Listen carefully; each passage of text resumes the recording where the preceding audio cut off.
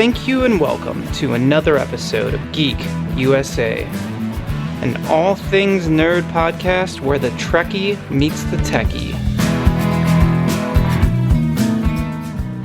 My name is James. And my name is Carl. And this week we are going to discuss Dream.Theater's groundbreaking second album, Images and Words.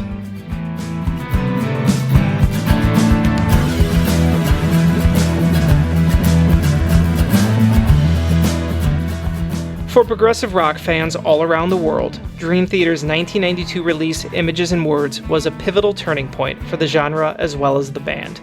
Released 4 years after their debut, and with the notable addition of new vocalist James LaBrie, Images and Words was an astonishing leap forward from their debut, marrying their Rush meets Metallica foundation with some incredibly accomplished songwriting. With Dream.Theater in the midst of a 25th anniversary tour, we are going to discuss the music and history surrounding this classic album.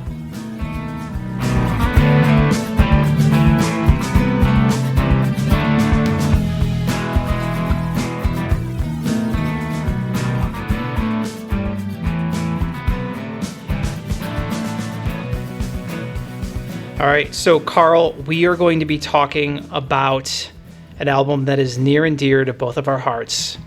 Dream.Theater's Images and Words. It is the 25th anniversary of Images and Words, and the band is out on the road right now promoting it, playing the album start to finish in its entirety. But before we get to breaking this album down, I wanted to throw to you. I think we got some shout-outs. We want to kind of highlight a couple a friend podcast. What's the word I'm looking for? I'll just throw it to you, and you let everybody know what we're talking about. Colleagues. I don't know if you consider them colleagues. Peers. Yeah. Peers is a great word for this. So there are these two gentlemen. I believe that they are Canadian and they are brothers, and they have this podcast called Going the Distance, which is essentially an entire podcast where they go over the Rocky films. And I've listened to a handful of these. They're very good at what they do. They're very knowledgeable about Rocky and Stallone. Their back and forth is entertaining to listen to. They did an interview with the angry video game nerd James Rolfe, and I think that he mentions them on his website, thecinemamassacre.com.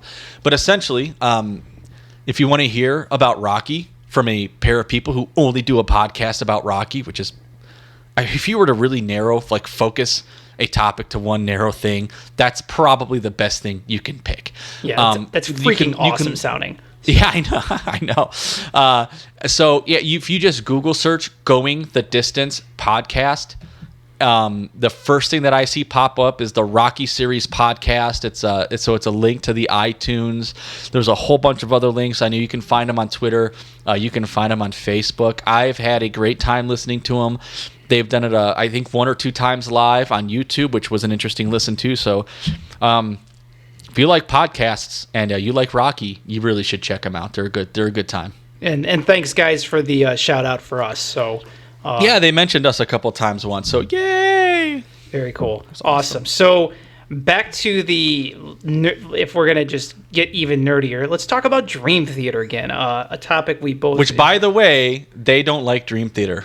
So, if you're listening and you're Dream.Theater fans, maybe you should just listen to them just to tell them why they should like Dream.Theater. I don't know. An acquired taste. But that being said, when you think of prog rock or prog metal, Dream.Theater is pretty much synonymous with the last 20 years. And this record, Images and Words, is the watershed moment, I think, for the genre. It blew open commercially the waters for this band. And I think in a lot of ways kind of set the stage for a lot of interesting things that were going to come. This record is, to Dream.Theater's credit, something they didn't do this record again. It's not something they've recreated or kind of, copied. It very much was, the record that they made, and then from there they kind of just went off into a different direction. But on the heels, after a 4-year wait from their first record, When Dream and Day Unite, they came back with, notably with a new singer, James LaBrie, and a crazy good collection of songs that they'd been fine-tuning. And they put this record out, and this thing is, by many people's accounts, one of the best prog rock albums of all time. Carl, what is your first impression, first memory of Images and Words? I mean, take it or leave it. No, it's and podcast is over. Yeah, I give it a C-. It's okay. Let's talk about systematic chaos. It was probably the I think this was the third, because of the age that I was, and I got my exposure to Dream Theater from you, my slightly older brother figure. I think that for me, I listened to Awake, and then I think I listened to Falling Into Infinity, and this was like my third outing. And but yeah, my initial impressions of this album is it is very unique to their catalog. They did not repeat this. It's very classic to me. I mean, just to me and my tastes. It reminds me a lot of what I was learning about music in my youth, but on top of that, the songs on here are slamming. It's one of the most, almost a perfect 10. And it probably is a perfect 10 if I wasn't so nitpicky about some of the cheesy stuff on it, which even then I kind of like. But it's memorable. There isn't like a lick, like a keyboard line, a solo lick, or drum fill that I just don't find memorable. I love listening to it. James's singing on this is obviously epic. It was the first introduction to a singer I had. Well, not obviously, because I was Awake for me and Falling Into Infinity, but I just didn't know a singer could sing like this, when I was growing up and learning to listen to music. So one of my favorites still to this day. Great production, great playing. Miss Kevin Moore a ton. I don't think I could say enough good things about this album, to be frank with you. So not to give everybody a heavy-handed history lesson, because the lore about this album is pretty well chronicled, but we got like an hour and a half. Just drop a load on them. Yeah. So this really was the second chance at a first impression. This band, Dream Theater, kind of everything broke right for them. They got signed relatively easy. When Dream and Day Unite was put together and came out, and they toured, and it was one of those things that everything had kind of fallen into place the way they'd expected, except really the record wasn't supported the way it should have been from the record company, and they probably didn't really have the right mix of sound. And I think the band would admit that maybe when Dream and Day Unite, it was a great record, but it's not nearly as polished as it wasn't the best that they could do. It was just their first thing, and so they kind of sat in a holding pattern for a couple years and trying to figure out what their next move was going to be. And so when they got the opportunity to make this second album, this was their second chance, and they all knew it. And I think the book Lifting Shadows it talks a lot about this period, but John Petrucci especially was like super pressuring himself to come up with the best, whatever we do next, it might be the last thing we ever do, and we're going to have to all go flip burgers. James Labrie kind of came to the fold relatively late in the process. The songs were pretty much written, the melodies pretty much created, but he was like the missing link.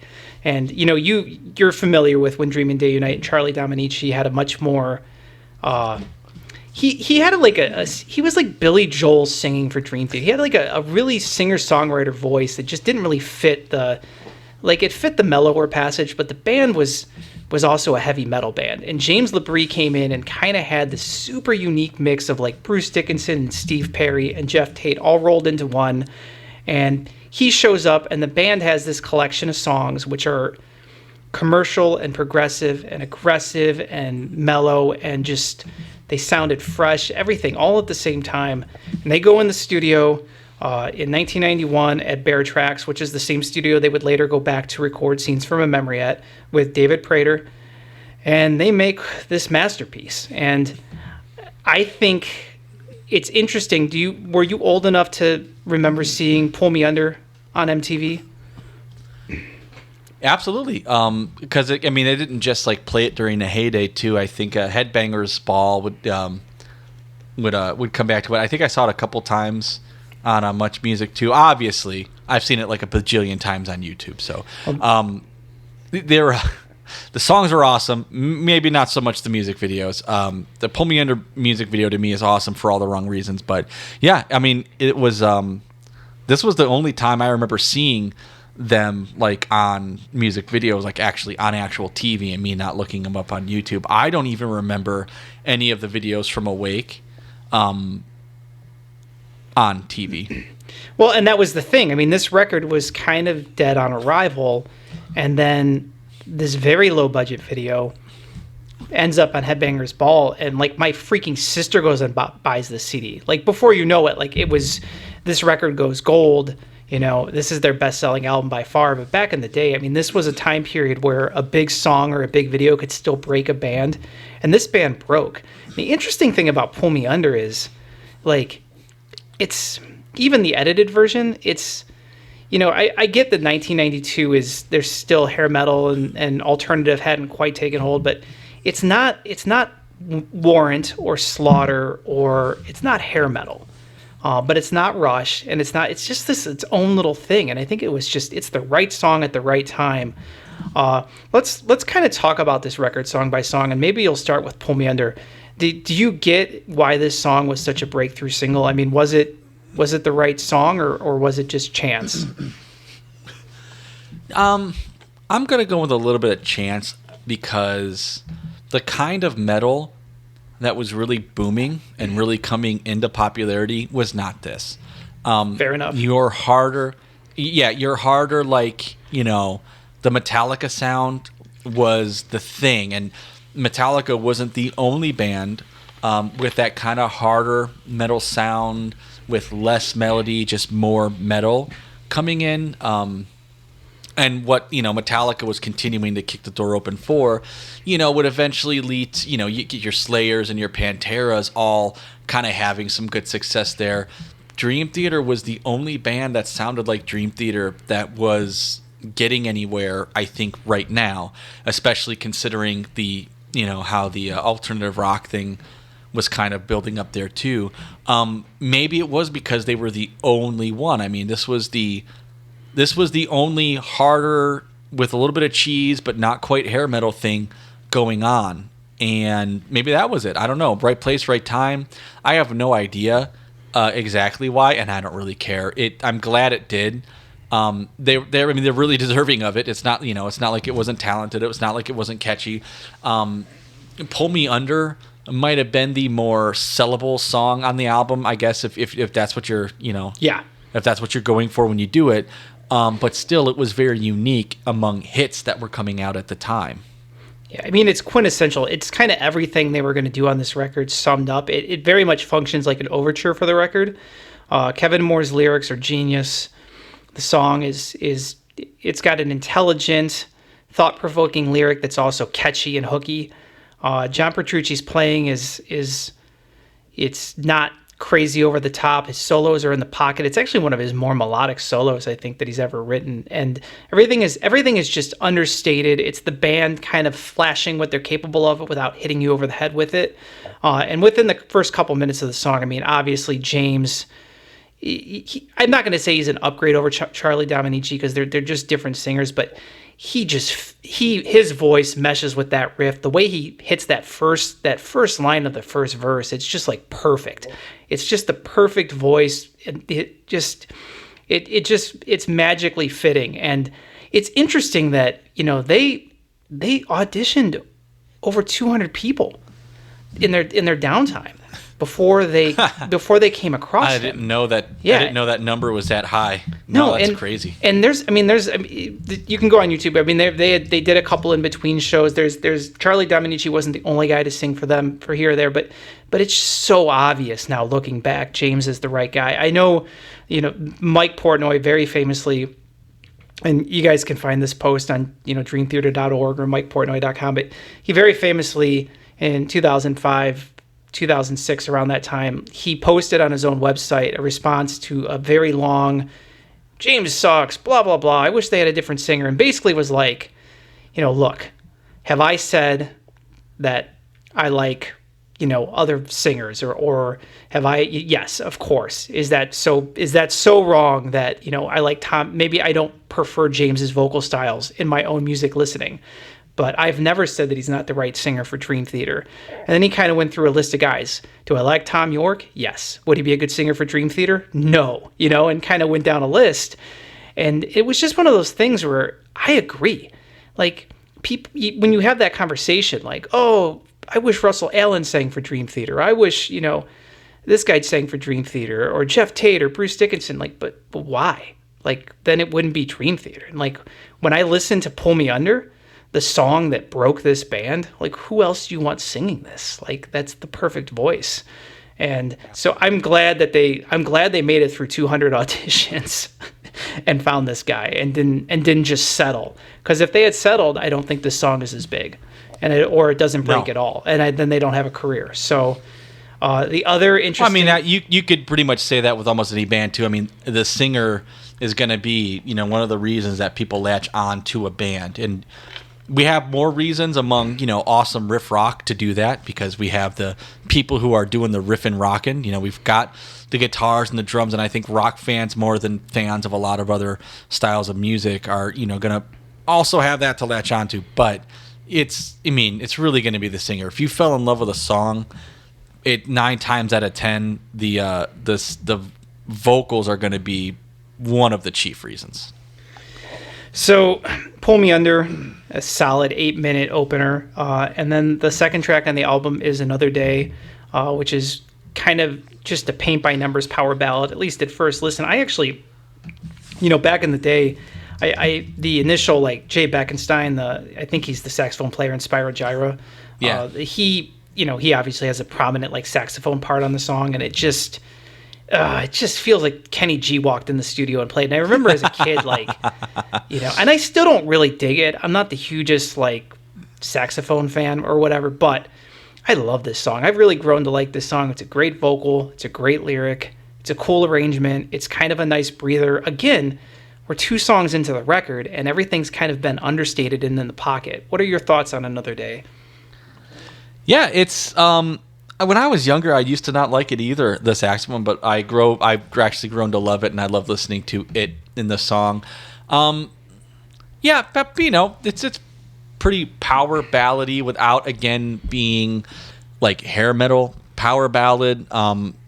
I think a little less, I don't know, there's a little more power to it when it really opens up. He's got like a really, like, in a way, it's a very thin voice, but in a way, James Labrie has a really driving voice. He really knows how to put the electricity, behind his vocals to kind of push everything forward. So, yeah, it's kind of a power ballad. I don't really think of it that way when I'm listening to it. Yeah, the saxophone's a little cheesy, but everybody likes some flavor of cheese, right? So it's cool. And again, solo's awesome, and his vocal. This is probably one of my favorite solos for John Petrucci. Yeah, no, it's a great solo. It sticks in my head like crazy. But this song really highlights, like, it's the second song on the album, but it really gives you a holy crap, like, experience. Be like, this guy can sing like this. Mm-hmm. What the hell's the rest of the album gonna sound like? So it's important. I think great track order. You do Pull Me Under, then you do this one. It just really makes you want to listen to the next 5 tracks or 6. So hold it now. Wait a minute. Come on. Yeah, exactly. So the next song, Take the Time, which was another single for the band. The third track is it's interesting. I always thought it was cool. Like, when I was looking at the liner notes, it's, the whole band wrote the lyrics, so I'm not sure who divvied up what, but it's very much this is the mission statement for the band. I mean, this song, it's a faster paced song, kind of, it's almost the same length as Pull Me Under, kind of the same idea. It's an upbeat song, but way more progressive than Pull Me Under or Another Day. It has a huge, like, crazy instrumental section in the middle. They kind of start this thing with this song that they kind of do a lot in their career, which is that, each verse, each pre-chorus, each chorus, each bridge, kind of, as they go through the song, they change it a little bit, so you never get the same verse twice. The melodies get altered as they kind of cycle through the parts. So kind of like in the way classical music works, it's not just A, B, A, B, C. It's A, B, and then when they come back to the verse, it's like a different variation on it. And everything about this song is everything I love about Dream Theater. From the crazy high note at the beginning, the melodies in the chorus, the whole instrumental section, the guitar solo is great, the breakdown, the melodic part. The song's just, it's a classic track. It's a fan favorite for a reason. And those samples, man, every time I listen to this song, I always think like that probably sounded so cool in 1991. But man, that is so cheesy. But I like it. It's fine. I want to know where the sample came from, and I want to know who was the guy who originally recorded this. I believe it was Portnoy. And if you would, I actually can tell you the samples. Hold It Now is from Curtis Blow's Christmas Rappin'. Wait a Minute is from Frank Zappa's Dancin' Fool. Come On is from Public Enemy's Power to the People. And I believe Mike Portnoy selected all of those. And Mike Portnoy is a huge Frank Zappa fan. He was a huge Public Enemy fan, and he liked Curtis Blow. And good for him. I'm kind of glad they didn't do any more of this. But so tell me. Tell me about Take the Time, man. I think you just told everybody about it. This. I think you could, if you wanted to have an argument. Let's just say this entire album was the only thing Dream Theater ever put out, and every song was just a different type of Pull Me Under. I think you could get away with having an argument that, is this really a progressive album? Is it really more of a metal album? Can we really get away with calling this a progressive metal album or not? I think if you did the entire album of Another Days, I think you could still maybe have the conversation that, an awesome solo doesn't necessarily make something a progressive rock album. So does this really count? I think Take the Time is the thing that really defines this. This is obviously, in no uncertain terms, a progressive metal album. Everything about it really kind of, I think this defines the album. Kind of, and I know Pull Me Under was a huge hit, and I know Another Day was like the second track on there and had the awesome vocals, but this to me probably defines what this album is, as far as like the first track on it that really says, this is probably going to sum up the entirety of what this whole album could be. Great instrumental section. I love the fact this was the first time I was like, I didn't know that you could do a rock song without having the verse repeat melodically, like twice in the song, and they just kind of do it once, then a different verse, and then never come back to it again. This is one of my favorite songs they have. I don't know, this whole album is one of my favorite songs they have, but this is really one of my favorite songs that they have. I oftentimes will skip Pull Me Under Another Day just so I can start listening to this one. So then take us... And I honestly don't have a clue what the lyrics are about, so they hodgepodge the crap out of that one. This could be I don't know. So then take us to the next track, Surrounded. Surrounded is the... when I first heard this album, I really didn't like Surrounded. I'm like, this is just too lame. It's too cheesy. And now it's like one of my favorites on here, but...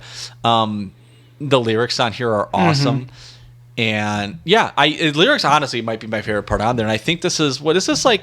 Is this, no, Kevin Moore has two. It's a Kevin Moore lyric. Soul contribution. And he has another one. This isn't the only one. Pull Me Under. Oh yeah, I know. I think there's a third. I think, didn't he do Wait for Sleep too? The other lame one?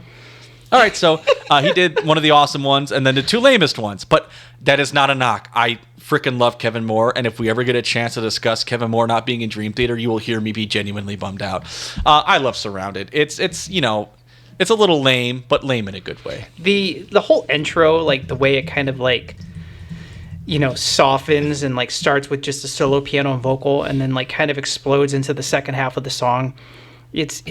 I'm surprised they didn't release this as a single. I always thought, like, why did you release Another Day? It should have been. Because it's probably the most commercial sounding thing in my opinion on the record. A very strong vocal, again, like a very understated solo, like very like U2-ish sounding almost. Like there isn't really like leads in the song. It's just like lots of delay, and it's a very cool song guitar wise. I like James's vocals on this a lot. I think when the heavy nails when the heavy part kicks in and he's kind of like running down those notes, and like his voice is so on pitch with the guitar that it's like hard to hear where the like John's guitar riff and James's vocal begins and ends. Like that was one of the things I remember hearing, like, God, this guy is like a machine. Like, it's a very cool, dramatic song. I liked it when I first heard the record. It's definitely one of my favorites. I never skip over Surrounded. And then the second half of the record is kind of when the like super progressive tour de force begins, and that starts with Metropolis Part 1, The Miracle and the Sleeper, a Petrucci penned lyric that I've read that the Part 1 was kind of just thrown in there as a, haha, and little did everybody know that, well, we got to write a Part 2 about this someday. But it obviously super, super well crafted lyrics and a song that is, essentially kind of, it's a 3-minute song with a 6-minute instrumental section tagged in between another vocal part. Tell me about Metropolis, man. What do you think about this tune? It's one of my favorite songs to hear them play live. There's a couple live versions of it that I just dig listening to. This might have been... I don't think that I listened... What did I really listen to progressive-wise by now? It wasn't much that had like just something with such like a long instrumental in there, because by now I don't think I was yet, because I was 9 years old. I don't even know if I was yet a Rush fan. This might be a bit... no, of course, because Awake and Falling Into Infinity had long instrumentals on it, and this was the third thing I listened to. So no, I actually did know, but it was kind of in like a short amount of time, because 1 week it was Awake, and then the next week it was like Falling Into Infinity and Images and Words. But anyway, enough rambling. This is one of the most solid like instrumental like pieces they have is sandwiched in a song, and it's not very cohesive. In a way, it's a very disjointed piece. It's got very clear like some parts that kind of like start and stop with one another. It's not like it flows from one end to the other, it's not like Hell's Kitchen. Lines in the Sand would. Yeah. No. It's and not like Erotomania. Like this definitely has like chunks to it, but it's really cool because it almost sounds like you're getting snapshots of something they wrote at different times, and then they did find a way to kind of put them together in a way that made sense, which is actually very unique to what they do. I don't think that like a lot of their instrumental parts are as kind of like seemingly pasted together like that. Excellent tune. This was the first time I didn't know like a bass player could play bass like that. I thought that was awesome. And the vocals on here are killer. The version that they do on Live at the Marquee. Which one am I yeah, we're going to get to that. Yeah. Yes. Awesome. Yeah. But go ahead and finish your thought, the version on there. That was pretty much it. That were all my thoughts on there, Jim. Okay. I derailed your momentum, and then you derailed mine. I'm sorry. Okay, well, you know what? Let's pick the momentum back up with Under a Glass Moon, which is... Under a Glass Moon? Yeah. So this is a song that is very much more in the vein of Pull Me Under, in that it's kind of more straight ahead rocking. It's probably one of the more it's probably one of the heaviest songs in their catalog, just in terms of like it's just riff after riff. There isn't really a lot of melody. The riffs, the vocals kind of carry the melody. I dig this tune. I remember as from a guitar player standpoint, like the whole intro is like basically Petrucci playing with octave shapes, and I will tell you that once I figured out how to do that, I don't think I've written a song since that. Yeah, there was no. That's a really cool thing to do, like just kind of like play octave shapes and use like the open strings as pedal tones, like just, which is essentially all he does, and the super, super crazy solo. Anybody who wants to learn John Petrucci guitar solos, take this song, because this is pretty much everything in his bag of tricks in one guitar solo. So interesting, Metropolis set aside, because that's just a huge instrumental section. The first half of the album, John is the consummate in the pocket player, and it's on the second half where he really opens up, and you realize like, oh, he's not just like the lead guitarist, he's like in a different class. Like he's Steve Vai, good. Like this is amazing, and this solo I think is the one where it really shows. What do you think about Under a Glass Moon? That's my favorite song on the album. Oh, in wow. every aspect. Lyrically, vocally, guitar, as far as like the physical playing wise, for the exact reason you just mentioned. I don't like when guitars are too tight. I love when guitars get a little loose. I this was the first time I really fell in love with the concept of, and I'm really learning how to play bass guitar, by this point in my life, really just learning. I really fell in love with that idea that, the guitar is going to do something. It's not necessarily a riff, but it's not a riff. It's part of my double negative. It's an open kind of thing, but the drums and bass are going to syncopate. Like the drums and bass are going to really sync up with one another and do something different to hold the song down. And I love the intro for that. I think it's super awesome. We had a drummer. I kept trying to get to understand this concept. It just wouldn't land. But this is lyrically, I think on this song hits the whole way through. I love it. I love the imagery on it. And again, James singing and John Petrucci's guitar playing, just it's unmatched. And again, the album by this time, I mean, if we're really just thinking about how this album delivers, you got Pull Me Under, which hits you. Another Day kind of brings it down. Take the Time hits you. Surrounded kind of brings it down. Metropolis kind of hits you. And then Under a Glass Moon really hits you. You're right. It is the most like Pull Me Under, but I think it's like Pull Me Under on steroids. So this album up to this point has been kind of, I feel like, perfectly sequenced. If I had one complaint, it would be the next track. So Wait for Sleep, which is kind of like a prelude to the final track. The Kevin Moore pen lyric is just a single vocal piano part, and it just kind of I guess it reprises, but it comes before it. But it reprises the main riff from Learning to Live. I've never really. I get what Wait for Sleep is. I understand what it's doing on the record. I guess I've just never been I just don't think it's a very catchy melody, and it bums me out that they didn't come up with a more melodic way to do this vocal. I just think it was a lost opportunity. I love this album, but I'm going to be honest with you. I almost always skip Wait for Sleep. Is that sacrilegious? Should I be ducking as I say that, or what are your thoughts? No, I mean, I really do like the lyrics on it, and this is one of my favorite things about Kevin Moore. And it's not the catchiest melody. I do dig the atmosphere that's kind of created with the song. Maybe I don't dig the vocal melody as much, but again, all the things that I love about Kevin Moore that he contributes to a lot of the other more rocking songs. Which is what I miss. I don't dig the song as a whole as much, though. It doesn't, for me, have a catchy melody.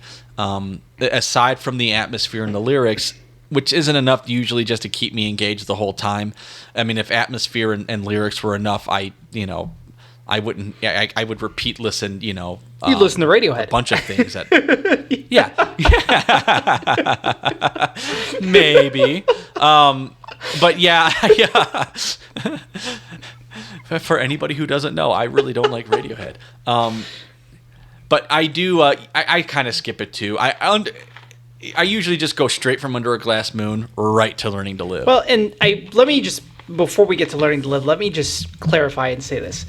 If all of these songs are A's or A minuses or A pluses, then I say Wait for Sleep is a B. That's not a bad thing. That's true. I'm not. Yeah. No. Go ahead.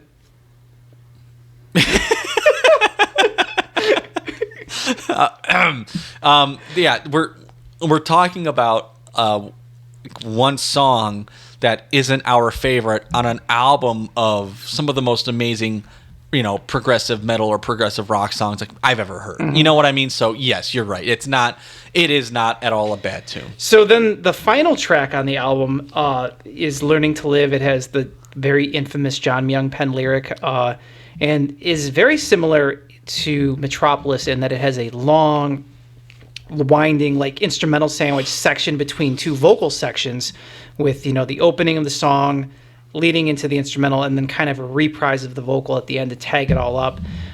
But the difference is Metropolis is like a progressive tour de force. And like you said, it feels very patchwork together in a good way. I mean, that's awesome. It's very Rush in that way.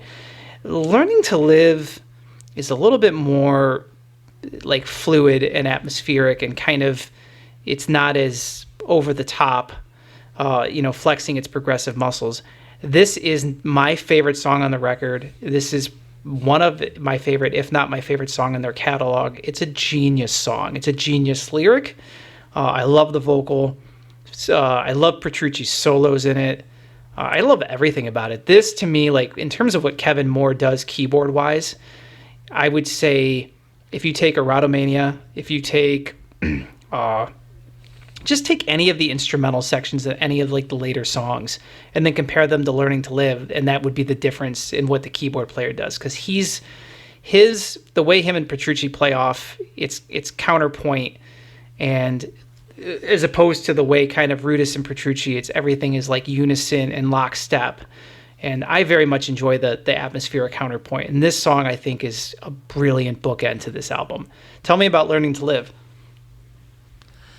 It's not my favorite. Everybody has a favorite. It just happens not to be mine. But there's something about this album that impresses me significantly, and is that the lyrics. I mean, they're all a little wordy, but the lyrics on this song are very wordy, and I can't think of too many singers who are really gifted at just throwing words into tunes like some of your story singers are, like Meatloaf. He's really good at just taking a bajillion words and throwing them into something, but he's not the singer that James Labrie is. James Labrie is very unique in that he's doing this amazing singing, but also taking a bajillion words and throwing them together. And I was always really impressed by that. The lyrics on here are fantastic. This is I think the biggest highlight for Kevin Moore and what Kevin Moore contributed to Dream Theater that you can come to. And this song really highlights like everything that I miss about having Kevin Moore in the band. Super memorable, very atmospheric. And I think when you have, this band of like virtuosos, having one guy who's there to kind of do something different and keep something, Derek Schrinning was there and he was very loose, and he was like the loose guy among a bunch of tight guys. Well, Kevin Moore here he's really here bringing this atmosphere where the other guys, it's not really their thing. It's so missed, and it's so apparent on this album. The lyrics are also fantastic. Petrucci's guitar playing is great, and the notes that James Labrie hits on this song are just that phenomenal. F sharp, it's right, yeah, that thing that most men couldn't hit even if you stepped on their nuts while they're doing it. Awesome tune. Probably the best album closer I think that they have.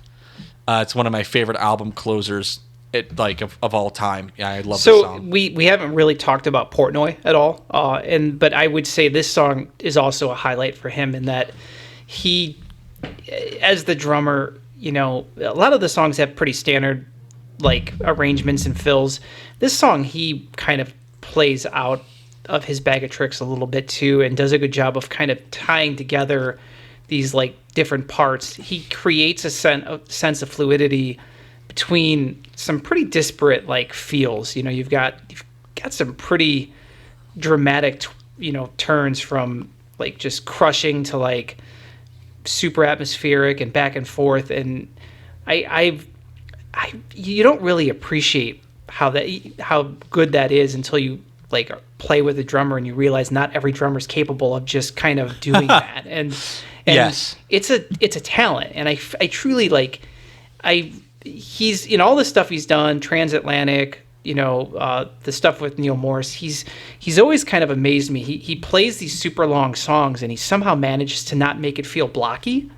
Do you know what I mean? Like the things flow, and this song is a great example of that. And I don't know how. I'm sure they record to a click, but I don't know how much of that he needs like programmed in, or if he is just able to kind of like, you've got this tempo and then you've got this tempo, and then just leave it open in between, and I'll tie it together somehow, and to make it sound like just perfect. That's just a gift, and not a lot of drummers can do that, but he does that well. And this song has like a handful of those moments.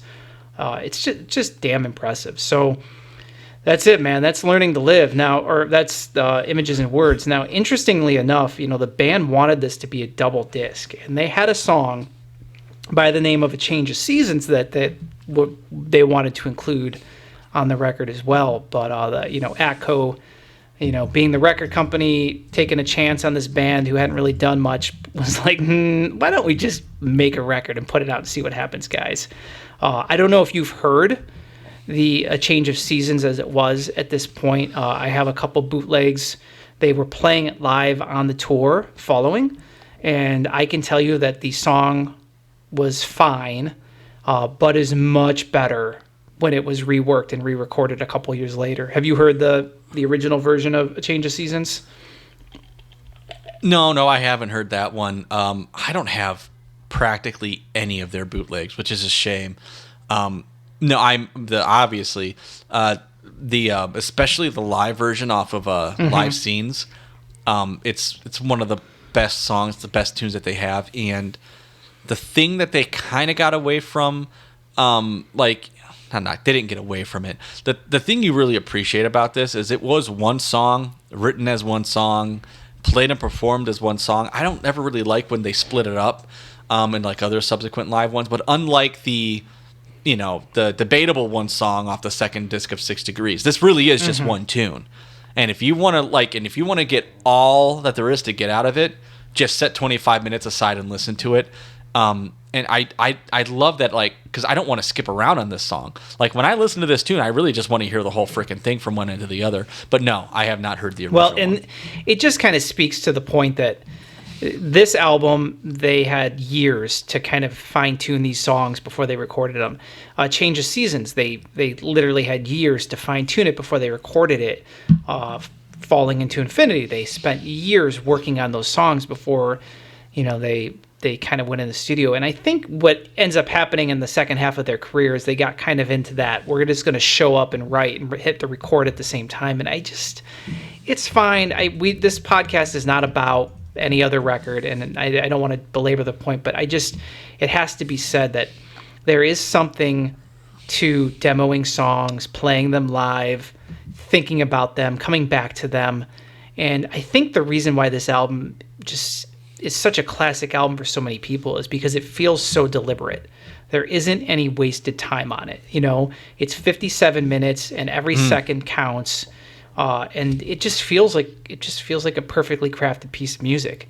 And it's kind of hard, I think, to do something like that when you're just kind of hitting record and going.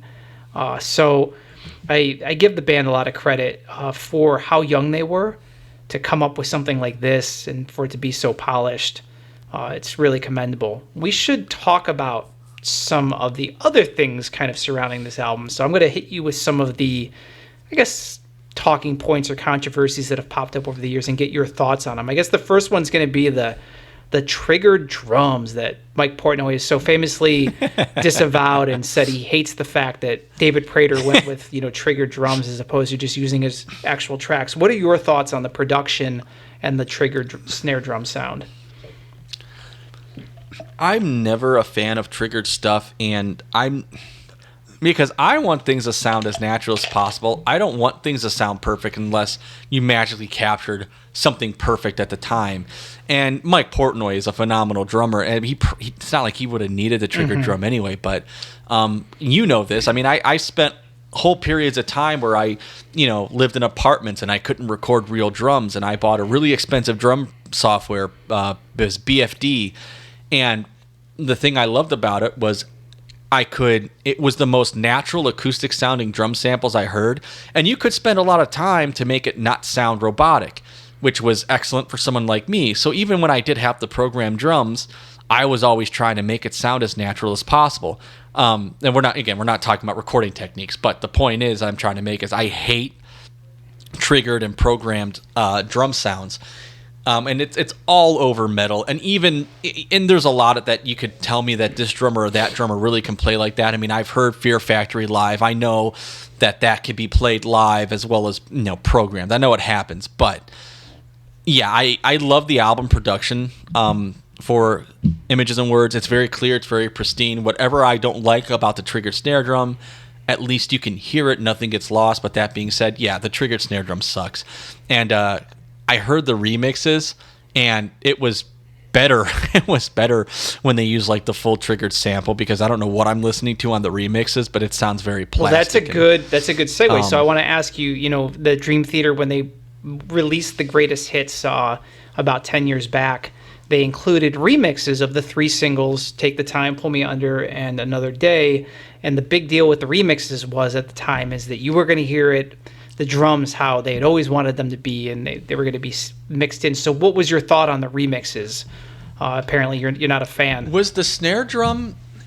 Well, no. I mean, all right. The remixes were just loud for louder sake. I listened to the original ones again and kind of back to back them. It really doesn't need remix, so I don't know what the heck the point was. But is the drum sound on there like just? Is it like? I don't know how to say this. It still sounds like a sampled snare drum. It does not sound. They sampled his snare drum. That was the. I mean, I get that it's a trigger, but it's not like a drum machine off a keyboard. Like they sampled Mike Portnoy's snare drum and then kind of created that as a trigger for the album. And I think that's what was funny is that like the remixed version doesn't sound all dissimilar. The bass drum still sounds like a freaking Casio keyboard. I guess I was just confused because the remixes don't sound all that different. If anything, they sound muddier and louder.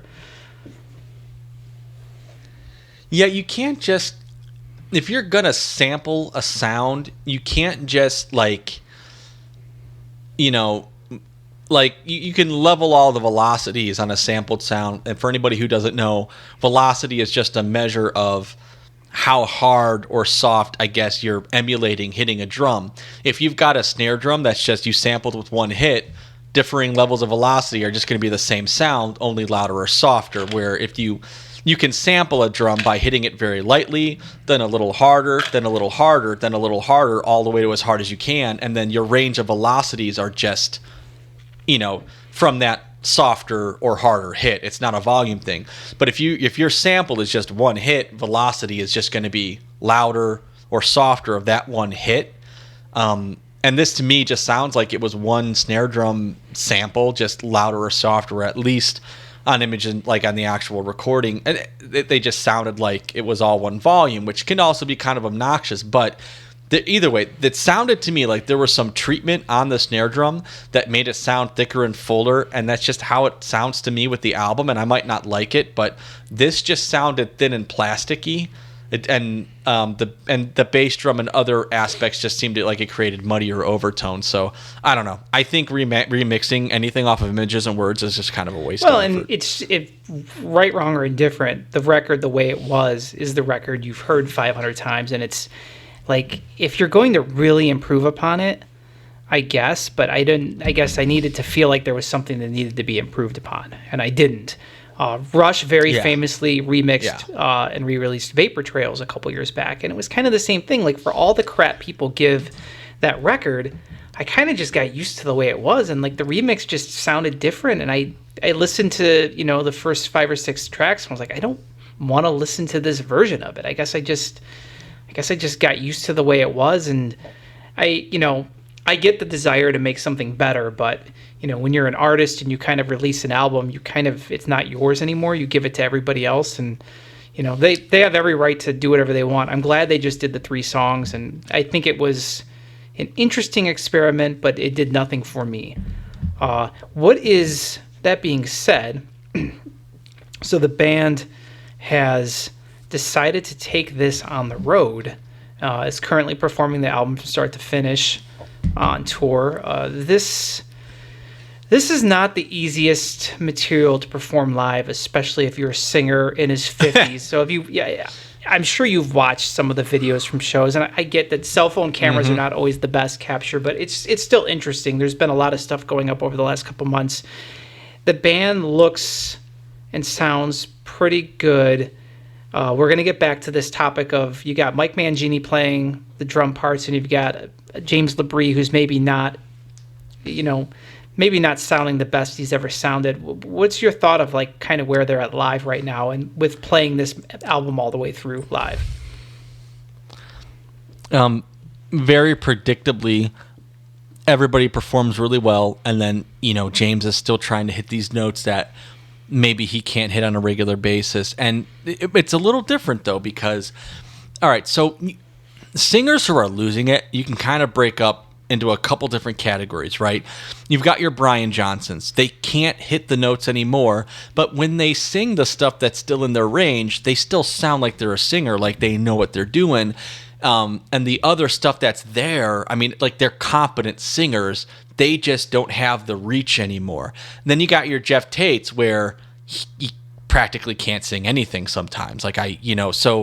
and it's like now he doesn't have the reach, but I don't know, does he even practice? I don't know what he's doing when he's in his off time, but it doesn't seem like he can sing the lower stuff either. And then you got your guys like Kip Winger, who he adjusts the tuning. He pretty much adjusts everything about his songs so that he can keep the content of how he sang everything. And maybe we're just talking different tunings and everything, and he kind of works it that way. And then you have the Mark Slaughters who just, I don't know, he just give up keys. It's so sad.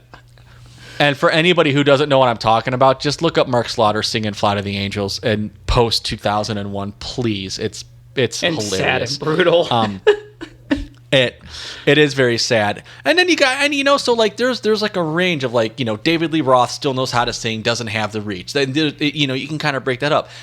James LaBrie, like when you watch James LaBrie on this tour sing "Another Day," he sings the song like really well. Like he still has his chops. He still has a very solid command over the notes that are within his reach. But yes, he still tries to hit these notes that are seemingly off cell phone footage to me, a little out of his reach. Now, when they did the Octavarium live recording, I don't know how old he was when that happened, but I'm going to give him crazy good props for bringing his voice into a certain shape at that age, that most people couldn't do, hitting notes that most people couldn't hit even in their own heyday.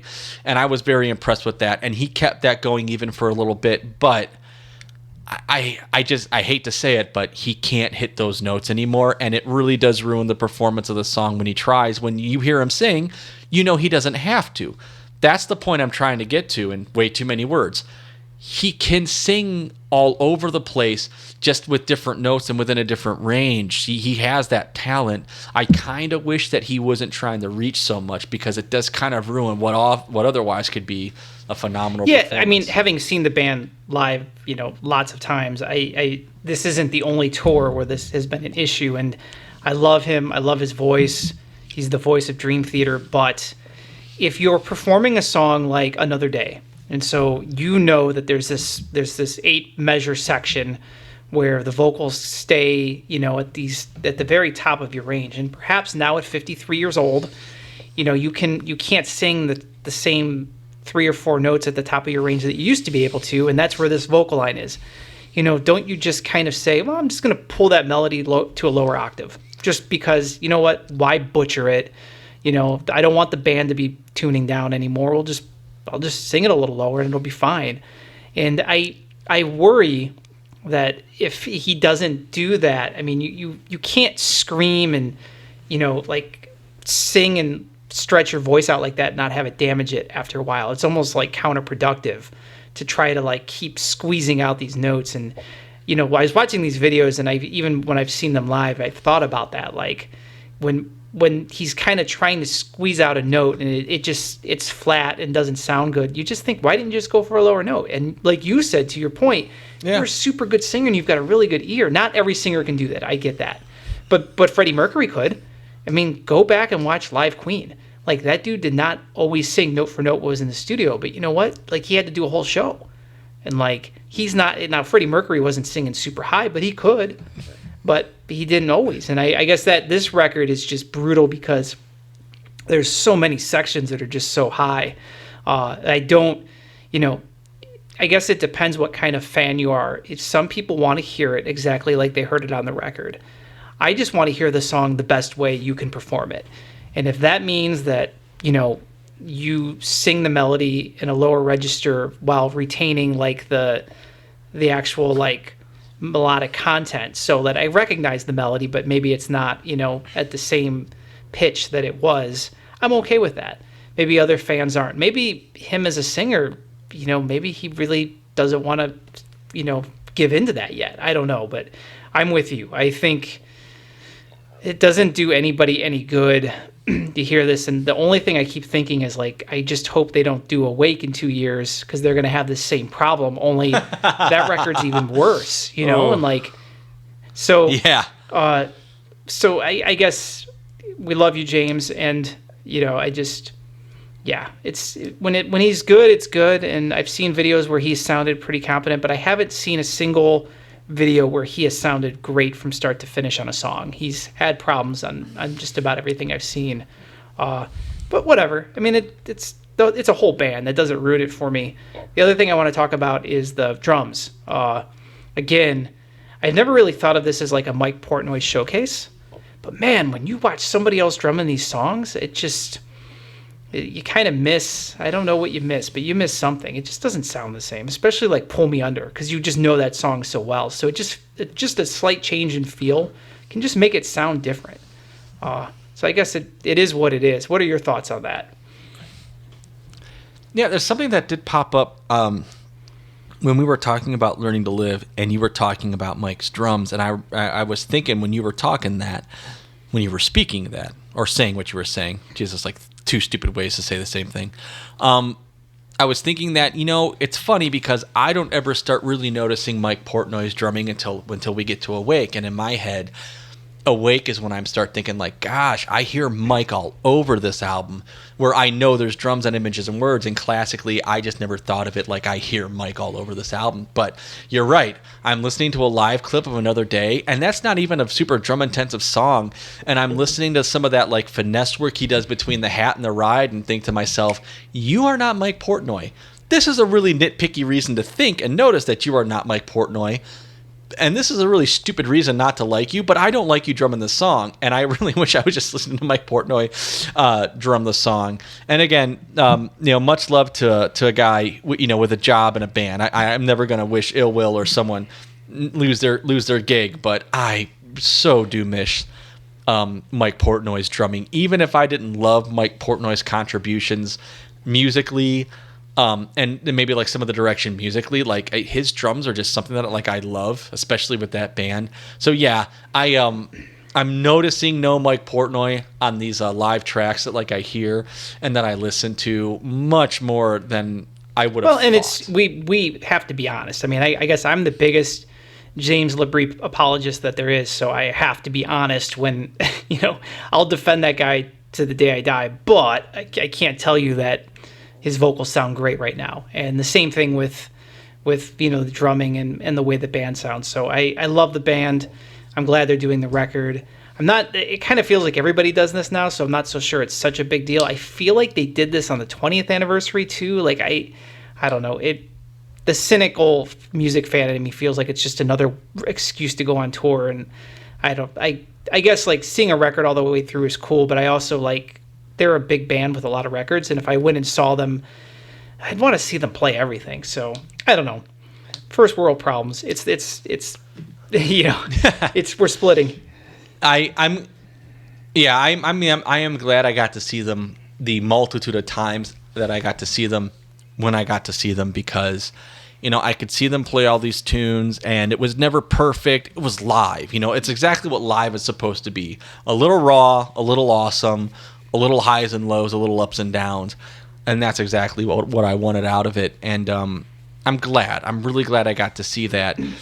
And if that means I'm seeing a band that are always going to try to do that even in their old age and it's just not going to work anymore, you know what? I think it's a pretty okay trade-off, because to go back to seeing Diamond Rio, a band that I'm not super familiar with, they're all up there in their age, and I'm listening. Consummate professionals, by the way, phenomenal performance. And again, this is not a band I'm familiar with, but they got a guy who plays country guitar like a mofo, man. And their drummer, by the way, great chops, great fundamentals, some of the best like in the pocket playing I can think of that I've heard. But it was perfect, and a little too perfect. Like I'm listening to a live show, and it's like, you know what? This can sound like I'm listening to an album. And this is the thing that I love about live rock shows or other live shows where things are a little looser. I saw Dwight Yoakam, very loose, very different, not perfect. It was awesome. So that's kind of what I'm trying to get to is, Dream Theater is a band that's always been a little rough, raw. They've never been like super perfect live.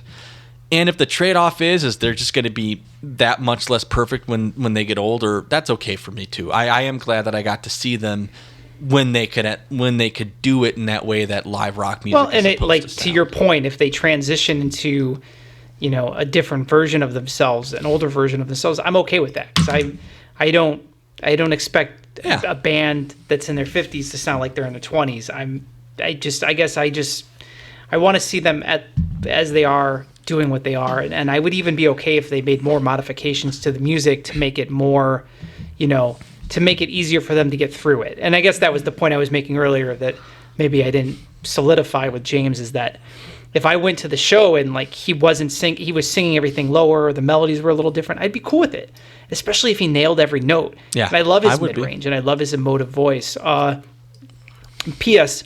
Have you ever heard of Sturgill Simpson? Okay, no. Outlaw country guy. His record, I think, was nominated for Album of the Year, and it won Country Album of the Year last year. And it is probably the CD I've listened to most in the last 3 months. And and he sounds a lot like Dwight Yoakam, who you very, very awesomely introduced me to like 5 or 6 years ago by giving me all of his CDs. But he's got an album called A Sailor's Guide to Earth, and it's got a super cool album cover, and it's essentially like he had a baby boy and he wrote him a record. Like he just wrote a bunch of songs to his kid just in case he dies before he grows up, and just like, this is everything I think I need you to know. It's just a really cool idea for a record. And it's just a cool album. It's like outlaw country, man. It's got funky guitars. There's organ on it. It's got it rocks at points. He covers Nirvana's In Bloom is the centerpiece of the album. That's cool. Yeah, definitely worth checking out. In the middle of our Images and Words podcast, we're talking country. Yeah, that's what we do. Let's wrap this up. How is this album aged for you? Oh, it's aged phenomenally. I don't listen to this album and think, oh, well, that's got some problems of the time. Like I listen to, Ride the Lightning and I think, there's way too much reverb on this, but that's okay because it's the 80s. You could have just as easily had that going on in the early 90s. No, I don't listen to this and think, that sounds good for the time or this, that, or the other. It reminds me a lot of Terminator 2. It sounds fantastic today. I don't miss anything when I listen to it. I don't think this would be greater with this type of production. It ages with me perfectly. It's still one of my favorite Dream Theater albums. I concur. I love listening to it. I don't want anything to change about it. It's probably in my top 3 or 4 albums, and it always will be. Whenever I listen to it, this week I put it on a couple times just to kind of spot through it. I ended up letting it play all the way through because it's such a solid, it just flows so well. God, it's such a good record. Hats off to these guys. I very much hope that they have continued success. But you made this point a little earlier. If their career had ended in the early or mid 90s, I would still think what I think about this album. Like it is not affected at all by what came after it. And I don't really think they've kind of, done anything since that even comes close to touching it. That's not a bad thing. It's a very unique sounding album. Do you have thoughts on where you'd like to see them go? And do you feel like the band going forward has another Images and Words in them? No, I think that the band going forward doesn't have it in them to go back. It seemed like they've tried to add more melody with this astonishing thing that they've done. I shouldn't talk about it like that. I mean, it's better than anything I can do, but fair enough. Yeah. It seems like this is probably some of the songs on here are probably the closest they've gotten to going back into that direction by reaching back a little bit. But I just don't like, because there's some cheesy elements to this album that I just don't think they're doing anymore. And I don't think they'll go back to some of the melodic tinges on this. They'll never go back to. Jordan Rudess just can't. I don't think Jordan Rudess could write and play like this. And I mean, I'm not talking about his level of talent. It just doesn't seem like that's in his headspace. He's a classical to shred kind of guy, where Kevin Moore is a atmosphere to kind of lyrical playing kind of guy. And I just don't think you can make this album without it. James Petrucci, as the muscles get bigger, he just seems like he wants to play faster, which is fine. There's nothing wrong with that. So not knocking that they wouldn't go back and do it. I don't think that they could go back and write like just this one album worth of songs and make it this weird mix of like atmosphere, prog, rock, pop, metal, cheese, kind of all wrapped in the pop. Right. Yeah. Right. And now it's for my favorite part of the show. We are going to do our fan participation. So, Carl, we asked fans of the podcast to write in and give us their thoughts on Images and Words. We wanted to know their name, their age, their favorite Dream Theater album, if they're still a fan of Images and Words, their general opinion, and anything they would like to change about the album. And we have no fans and nobody wrote in, so I'm going to ask you. We had a fantastic response, Jim. The email was flooded with eager fans who wanted to give their opinions on this album. So that being said, the last point on this the fan thing was very interesting. Anything you would change about the album? So I'm going to ask you to close out the podcast. Is there anything you would change about Images and Words? I would maybe give some more weight and some more meat to Wait for Sleep. I would have maybe added something to it. Maybe that's something a little more full band oriented. Maybe not make it a metal song, not make it a power ballad, not make it anything it didn't have to be, but just give it a little more weight. And we're really pulling hairs. Like if you're telling me you've got to change something about it, pick something. That's the only thing that comes to mind. I don't even know. I've thought about that. Like everything would just be so petty. Like I've sometimes felt like I've been talking about how well the album is paced. I sometimes think that like Take the Time would be a cool track to come right after Pull Me Under, just because it's hitting one after the other. But we're just being stupid at this point. I don't think I'd change anything. I think I actually love the record. I wouldn't change the triggered snare.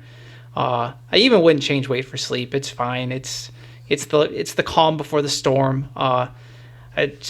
Even the album artwork, which P.S. the poses that those guys have in their pictures on the album artwork is pretty hilarious. And I've always thought that thank God they all grew facial hair because they're really creepy looking without it. Like, oh my God. None of them look not weird with long hair and no facial hair. Except maybe Kevin Moore. He was the baby face of the band. So that's it. Any parting thoughts on this record? No parting thoughts on this record. It's darn near perfect. Very happy that it was made, and I'm very happy that I have it in my library of things to reach for when I want to go listen to music.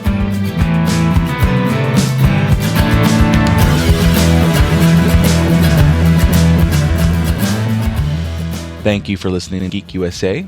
Follow us on Twitter at Geek USA Podcast.